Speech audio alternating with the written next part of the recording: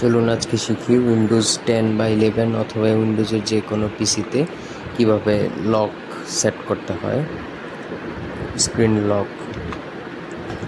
Okay, first of all আপনি এখানে দেখুন, আমরা লক সেট আপের জন্য আমাকে ফলো করুন। এখান থেকে সেটিংসে যাবেন।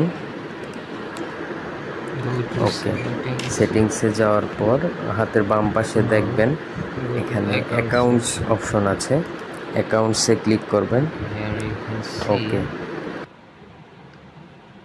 in the sign in option, click on that. You can see security key pin for Windows Hello. Click on that pin, click on change pin. You can see a pop-up window.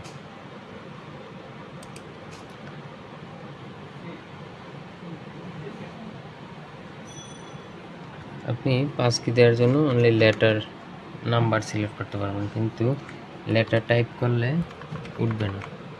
এখানে উঠবে, এটা হচ্ছে pin, old pin দিবেন এখানে, কিন্তু নিচের এই পিনে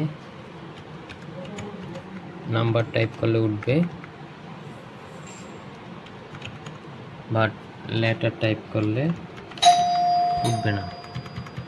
সেক্ষেত্রে নিচের এই চেকবক্সটা ইনক্লুডিং লেটার্স অ্যান্ড সিম্বল, এই চেকবক্সটা ক্লিক করে দিবেন, তাহলে লেটার টাইপ করলে উঠবে। এই যে উঠতেছে।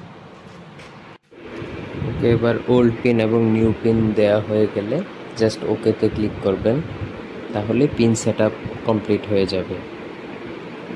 তারপর এখানে একটু লোড নিয়ে তারপর আমরা উইন্ডোজ এটা ক্লোজ করে দেব এবং উইন্ডোজটা অফ লক করে তারপর আবার নতুন পাসওয়ার্ড দিয়ে দেখব যে কাজ করতেছে কিনা।